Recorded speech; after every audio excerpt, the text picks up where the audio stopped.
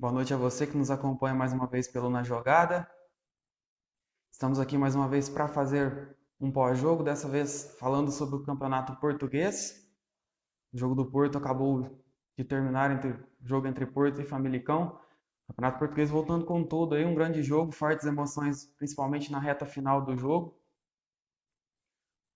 Esperamos aí uma grande volta do Campeonato Português também nos demais jogos nas próximas rodadas.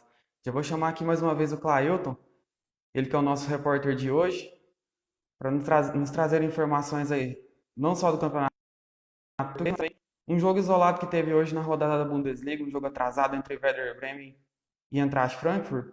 Eu vou chamar aqui o Clailton para ele poder.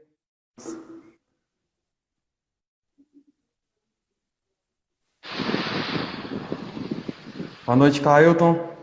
Boa noite, Renan. Boa noite, pessoal de casa aí que está conectado com a gente aqui do Na Jogada. Pois é, galera, hoje tivemos aí o retorno do Campeonato Português, também tivemos aí jogo atrasado da Bundesliga, tivemos aí partida entre Werder Bremen e, e Frankfurt, foi um jogo atrasado, né, como já foi falado, e a gente vai dar uma passadinha por aí nesses jogos para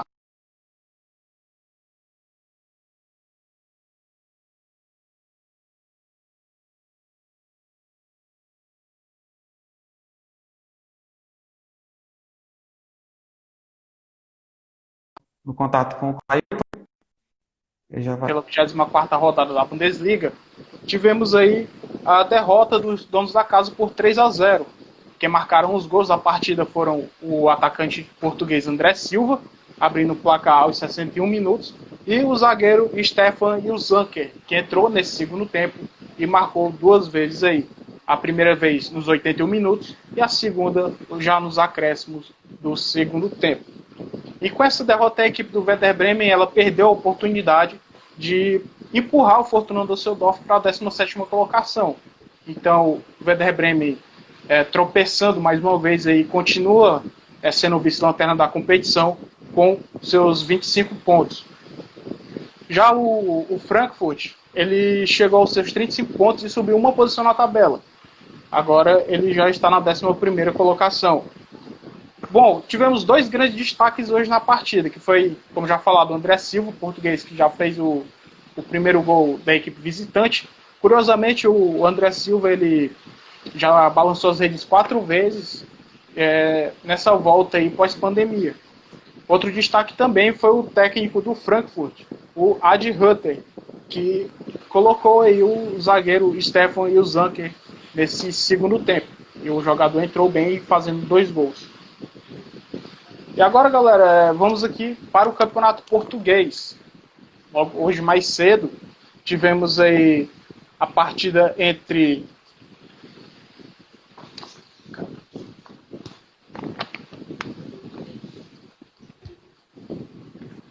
Portimonense e Gil Vicente, partida aí que o Portimonense venceu por 1-0, com gol do brasileiro Lucas Fernandes em São Paulo. E agora à tarde tivemos aí a partida entre Famalicão e Porto, partida essa que o Porto acabou tropeçando, né, perdeu por 2-1. E os gols da partida foram anotados por Fábio Martins e Pedro Gonçalves para a equipe da casa, e Jesus Corona descontou aí para a equipe do Porto. Com você, Renan. Pois é, esse jogo do Porto que a gente até detalhar lá, vai detalhar ele mais daqui a pouco. É surpreendente esse tropeço do Porto, né? Também a vitória do Portimonense dá uma respirada, o time sai da zona do rebaixamento. Resultados bem interessantes nessa volta aí do Campeonato Português, não é, Clailton? Com certeza, resultados aí importantes também, principalmente para o Benfica, que joga amanhã e está apenas um pontinho atrás ali do líder Porto. Foi um resultado muito importante para o vice-líder da competição, que pode ultrapassar já nessa próxima rodada, melhor, já nesse jogo aí de amanhã. E outra coisa também, Renan, fica por conta aí dessa volta da Liga NOS, da Liga Portuguesa aí. Primeiramente, aí, os torcedores do Porto aí manifestaram que iriam apoiar o clube mesmo fora dos estádios. Por isso, a polícia acabou fazendo um cerco ao redor. para impedir que esses torcedores se aglomerassem em volta para poder tentar apoiar o time. E outra coisa também foi que foi imposta aí alguns protocolos, algumas diretrizes aí para que fosse possível essa volta da Liga Portuguesa. E eu vou citar aqui algumas bem interessantes. A primeira é de que as equipes visitantes elas terão que higienizar todos os locais por onde elas passarem dentro do estádio. Fato aí bem parecido aí com o que vem acontecendo na Bundesliga também, que as equipes aí, sempre que elas vão jogar fora de casa, elas têm que se higienizar e higienizar o local por onde elas estão passando. Outra coisa também, como já é sabido por todo mundo, não vai ter aqueles tradicionais cumprimentos, né, aqueles apertos de mãos, abraços. Outra coisa também, o placar que indica a substituição também deve ser higienizado, uma coisa básica aí também para esse retorno. E outra coisa também bem interessante é o fato das entrevistas pós-jogo, né, que os jornalistas eles terão que estar usando máscaras e também respeitando aí o espaço aí de distanciamento social. Regras essas bem parecidas com a da Bundesliga, né? Como já era esperado, os demais campeonatos europeus pegando a Bundesliga como exemplo, né, para poder retornar com as competições. É exatamente isso. Também já temos aqui algumas diretrizes, né? Como jogos sem públicos, como já foi falado, as comemorações sem abraços. Também vamos ter testes obrigatórios para os jogadores antes e depois dos jogos. E outra questão também foram os jogos que serão quase diários. Um ponto aqui bem diferente da Bundesliga, já que o campeonato alemão, como vocês vêm vendo, ele está seguindo seu calendário normalmente, está colocando suas partidas ali da mesma forma como estaria aí na temporada se ela tivesse ocorrendo normalmente. E por que eles estão fazendo isso? Vou ler bem aqui para vocês. Que é para poder encerrar logo essa temporada. Ainda em meio à pandemia lá em Portugal, né? Ele estabeleceu esse calendário bem mais curto, com jogos quase todos os dias, né? Mas como uma medida para conter qualquer contágio do Covid-19. E para se ter uma ideia, da próxima quarta, 19, até o dia 21 de julho, que vai ser quando se encerrar a 33ª rodada, vão haver apenas 9 dias sem futebol lá em Portugal. Bastante futebol, pelo menos em Portugal, para a gente poder matar a saudade de jogos ao vivo, né? Depois de ficar tanto tempo aí, o Campeonato Português mesmo ficou 3 meses parado. A gente vai ter bastante jogos aí para assistir nos próximos dias. Com certeza. Né? Temos aí vários jogos para poder assistir, para poder matar essa saudade do futebol europeu. Sem dúvidas. Muito obrigado, Clailton, pelas informações. Muito obrigado por nos deixar bem informados aí do que aconteceu no mundo do futebol na Europa nesta tarde. Muito obrigado aí, Renan. Muito obrigado aí você, pessoal de casa. Continuem nos acompanhando aqui nessa live. Ainda vai entrar mais alguém para poder debater aí debater sobre esse jogo aí do Porto e Famalicão. Então, um forte abraço para todos vocês, galera. Tenham todos uma boa noite e até mais.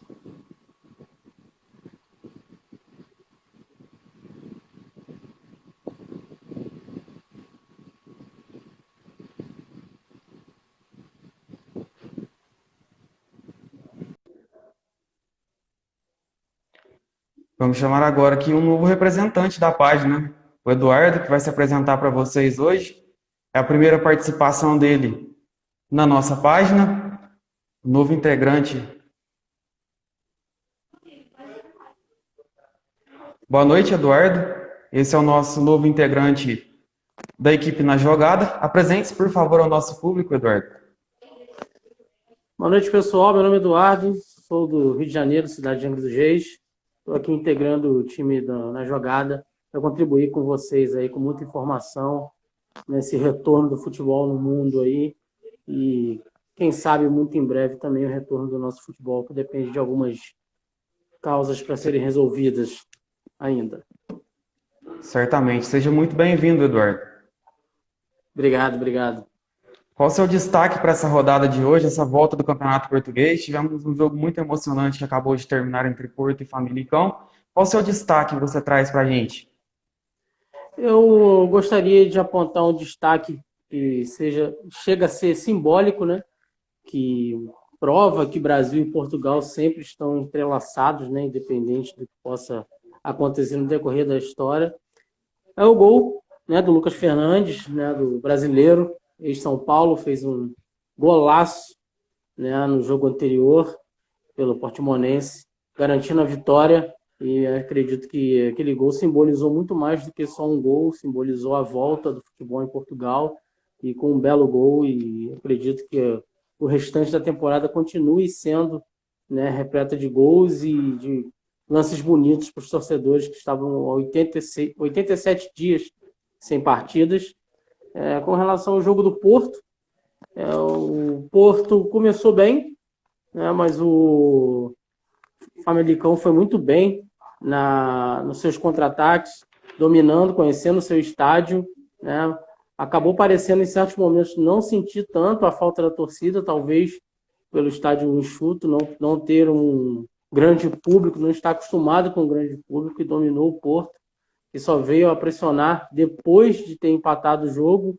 Então eles estão muito bem, colocaram água no chope do Porto aí, que agora vai ter que correr atrás. Se o Benfica ganhar amanhã, o campeonato promete ficar muito emocionante aí nessa reta final. Pois é, o Porto tinha vantagem e dependia só dele para ser campeão, né? Faltando 10 rodadas. Acabou tropeçando hoje. Foi um jogo assim, com dois tempos muito distintos, né? Primeiro tempo, o goleiro Rafael Defende, que até é mais um brasileiro que se destacou na rodada, fez pelo menos aí 3 grandes defesas, garantindo o 0-0 no primeiro tempo. No segundo tempo, o ímpeto do Porto acabou caindo muito. O Famalicão se aproveitou bem e se impôs. Mas não foi mais ou menos isso que aconteceu, Eduardo? Com certeza foi isso mesmo. Você definiu muito bem, resumiu muito bem o que aconteceu no jogo. O goleiro brasileiro teve uma performance determinante para que isso acontecesse. Se ele não tivesse feito pelo menos umas 3, 4 defesas ali, o resultado poderia ser totalmente contrário, embora o Porto não tenha sido tão superior assim no jogo. E dois fatos curiosos é que o goleiro que deveria jogar, né, ele pertence ao Porto e ele está emprestado ao Famalicão e não pôde jogar por ser do Porto, né? Então acredito que o Porto esteja um pouco arrependido disso, né? Já que o goleiro que entrou como capitão, o brasileiro, e fechou o gol. E um lateral esquerdo deles também não conseguiu jogar porque perdeu o voo e ainda não conseguiu se reapresentar, né? Tá a caminho, então não estava completo o time.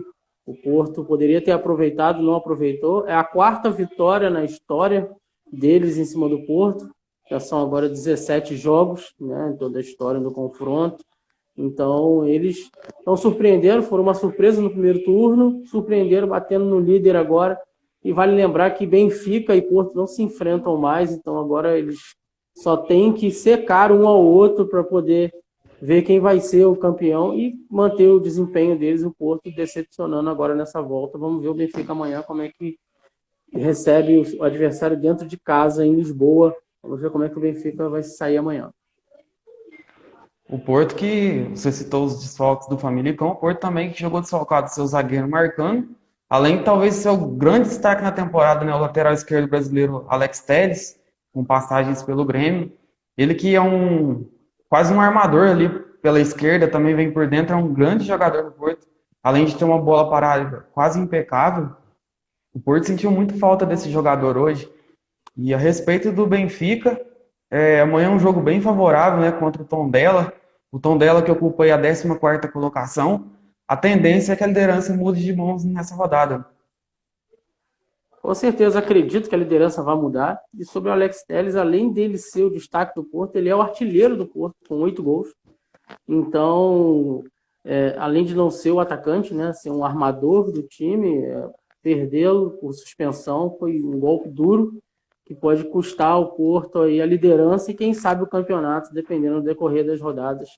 Amanhã estaremos juntos para poder conferir o Benfica e ver no que vai dar, porque depois de hoje a gente não sabe, quem sabe Tondela consegue um empatezinho e salva o Porto. Vamos ver.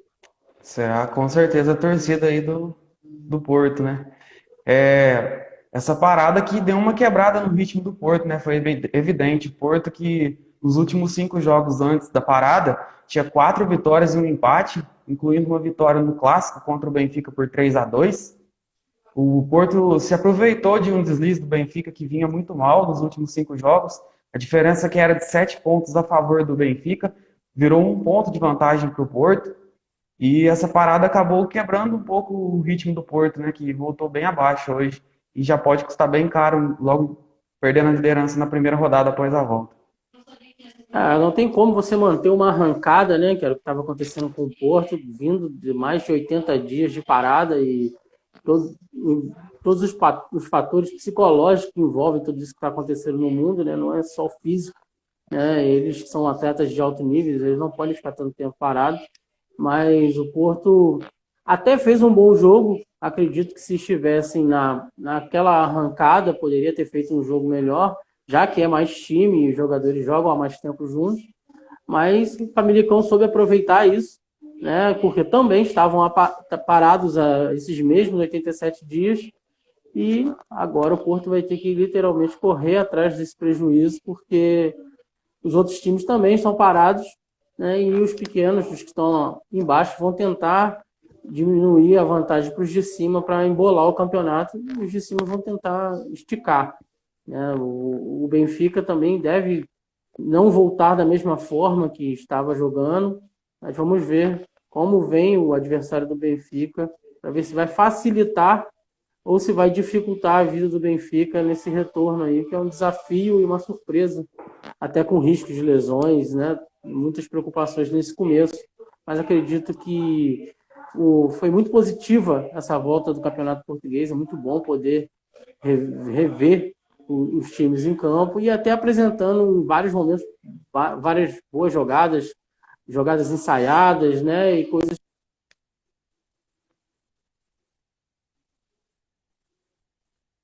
Perdemos a conexão com o Eduardo.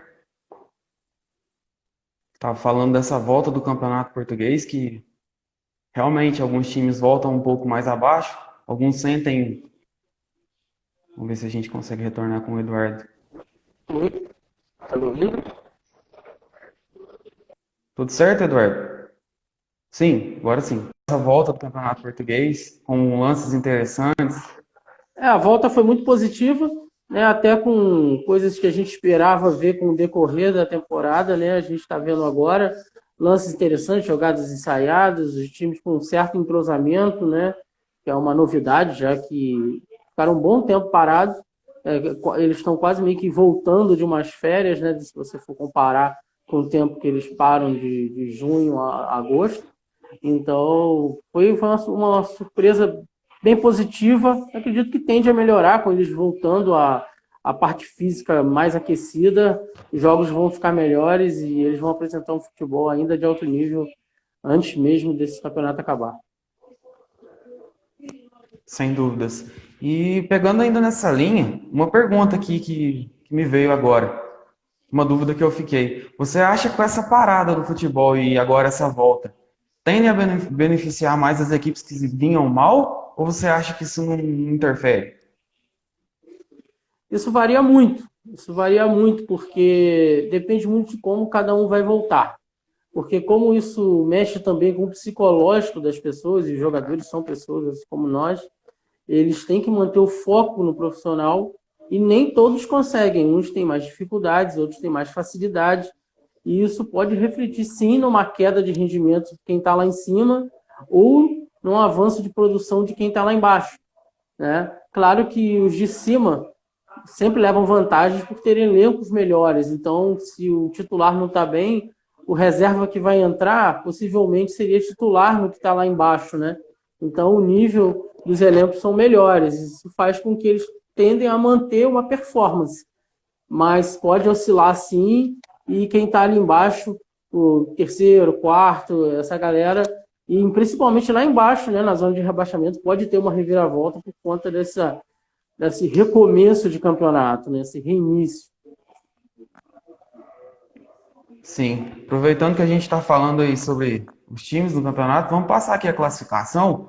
O Porto é o líder agora com um jogo a mais com 60 pontos, seguido pelo Benfica com 59, em terceiro o Braga com 46, E na quarta colocação, o Sporting com 42. Em quinto, o Famalicão, que venceu hoje, foi a 40 pontos. Em sexto, o Rio Ave com 38. Em sétimo, o Vitória de Guimarães com 37. É uma disputa bem embolada a partir do oitavo. Moreirense com 30. Gil Vicente com 30 também. Santa Clara com a mesma pontuação. Boa Vista com 29 em 11º. Vitória de Setúbal com 28 em 12º. Em 13º, Belenenses com 26. 14º, Tondela com 25. Em 15º, Marítimo com 24. Na zona do rebaixamento, o Paços de Ferreira com 22. O Portimonense com 19. E o Lanterninha, o Aves, com apenas 13 pontos. Essa é a classificação do Campeonato Português. O Portimonense deu uma respirada aí, né? Tanto que não está tão lá embaixo agora, que tem até uma chance de, dependendo dos outros resultados, óbvio que ele não depende só dele, para poder, quem sabe, respirar nessa e sair dessa zona da degola aí. E tem gente já falando, né, que o Famalicão sonha com a Liga Europa, né? Seria o oásis para eles nesse momento, né? Tem muito campeonato ainda, mas eles mostraram uma boa volta, um bom time e um bom entrosamento para esse retorno. Foi uma grata surpresa dentro do estádio deles ali. Como eu falei, Porto e Benfica e Sporting estão acostumados com grandes públicos. Pode ser que eles sintam muito essa falta do apoio do seu torcedor, e esses clubes, como o Famalicão, que tem um estádio bem enxuto, não tenha tanta necessidade desse apoio maciço, possa fazer isso, vir a seu favor agora nos confrontos dentro de sua casa.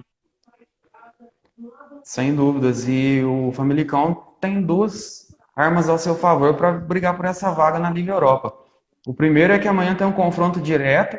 O Vitória de Guimarães recebe o Sporting. O Vitória de Guimarães é o sétimo com 37. Recebe o Sporting, que é o quinto com 42. E também pode aproveitar essa péssima fase que o Sporting vive. O Sporting, antes da parada, vinha acumulando resultados ruins, derrotas, empates. E com isso, o Famalicão, com um bom aproveitamento, foi se aproximando e agora está a apenas 2 pontos do quarto colocado.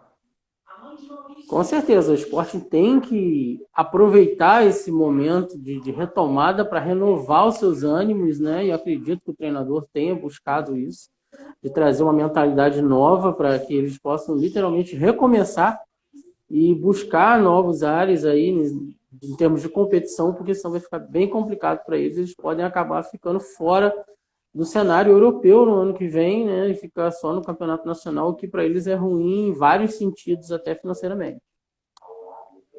O Sporting que sentiu muito a perca do Bruno Fernandes, né, que foi para o Manchester United, jogador que comandava completamente o meio campo da equipe, fazia gols, já tinha aí 7 gols na competição, além de 8 assistências. Era um jogador muito acima da média para o campeonato português e que o Sporting tem sentido muita falta. Tanto que o jogador já começou a fazer a diferença no Manchester. Antes da parada mesmo, já estava fazendo lá seus gols. Sim, ele é um jogador que despontou, né, e virou uma sensação. Algumas pessoas, né, questionam a escolha dele do Manchester, pela fase que o Manchester vem vivendo, já não é de hoje, mas no Manchester, um gigante do mundo, e é difícil dizer não para um clube desse tamanho, e o Sporting vai sentir. Mas é o que o futebol português é um grande exportador e não tem jeito, ele sempre vai sofrer com isso, porque sempre revela grandes talentos e acaba sofrendo. O Benfica sofre e se mantém graças a isso, né? A um sofrimento que gera felicidade, vamos dizer assim, para o Benfica, mas não tem jeito. Portugal exporta para a Europa, é um grande campeonato em termos de revelação, e nem só os grandes, mas outros menores também revelam jogadores que vão surgir um pouco depois em times maiores da Europa, e o Bruno Fernandes vai fazer falta para o campeonato como fator qualidade e para o Sporting, que está sofrendo aí, pagando um preço alto com a falta dele. Assim como tantos outros craques, né, que se apresentaram para a Europa no Campeonato Português, como Hulk, Rames Rodrigues, Jackson Martins, Falcão Garcia, entre outros, fizeram falta, né, mas com o tempo outros grandes jogadores aparecem na liga. Com certeza, e a gente pode apontar até um bem recente mesmo, o João Félix deixou o Benfica. Sim. E acredito que o Benfica sinta a falta dele também, mas soube se reinventar e está aí disputando cabeça a cabeça com o Porto, seu grande rival, esse campeonato, mesmo tendo perdido a sua estrela, conseguiu manter um bom desempenho e vai brigar aí, pode assumir a liderança amanhã. Sem dúvidas. O Benfica que tem o artilheiro da competição, né? Vou pegar o nome dele aqui, o Carlos Vinícius, com 15 gols. É um brasileiro que tem se destacado muito na Liga Portuguesa e amanhã promete fazer o gol, né? Como sempre tem feito. E o Benfica tem o artilheiro e o vice-artilheiro, né? O Pires está um gol atrás e tem essa briga sadia aí. Quanto mais eles fizerem gols, pior para os adversários. Vai ser difícil segurar aí os dois. Ainda mais se tratando de um adversário que está em 14º. Mas vai ser interessante ver. Vamos ver se vai ser ataque contra defesa ou eles vão querer jogar como o Famalicão jogou hoje contra o Porto e acabou ganhando, muito graças ao desempenho do goleiro e a alguns contra-ataques bem certeiros que eles deram aí, garantindo essa zebra nessa volta do português. Sim, o Pizzi, que tá, além de ser o vice-artilheiro, é o líder em assistências do campeonato, com 8 assistências. Eu tinha falado que o Bruno Fernandes tinha 8 assistências, mas quando ele saiu, ele estava, na verdade, com 7 assistências na vice-liderança no quesito. Quais são suas considerações? Pode concluir? Com certeza. Eu acho que, como eu já falei, foi muito positivo. A gente tem os campeonatos retornando no mundo todo. A gente nem sempre vai ver nesse início aquele futebol glamouroso que a gente gostaria de ver, principalmente as pessoas que torcem para esses clubes, no caso Porto, Benfica. Mas aos pouquinhos tudo vai retomando ao normal, até a performance dos atletas, e o futebol mais bonito vai voltar. E logo, logo os outros vão estar voltando, o espanhol volta semana que vem, e logo, logo teremos a Premier League, o italiano, e vamos ter muito esporte aí até o final aí de agosto, para a gente poder curtir e acompanhar o desempenho desses craques que a gente gosta tanto de ver. Lembrando também que ainda temos a reta final da Liga dos Campeões, né? Que a UEFA planeja encerrar a competição em agosto. Fortes emoções ainda por vir, principalmente no futebol europeu, pelo menos por enquanto. Bem lembrado, a Liga dos Campeões aí que existe um rumor de mudança de sede na final. Temos que aguardar aí as cenas dos próximos capítulos para ver o que eles vão decidir. Mas pode ser que vamos aguardar e torcer. Amanhã já tem português de novo, estaremos juntos. Agradecer a todos aí por estarem curtindo a nossa live, espero que tenham gostado. Amanhã estaremos aqui para poder debater sobre o quem sabe líder Benfica. Um abraço a todos. Um abraço, Eduardo, um abraço a todos. Muito obrigado a vocês que estiveram com a gente em mais uma live do Na Jogada. Nós voltaremos numa próxima. Muito obrigado a todos, boa noite.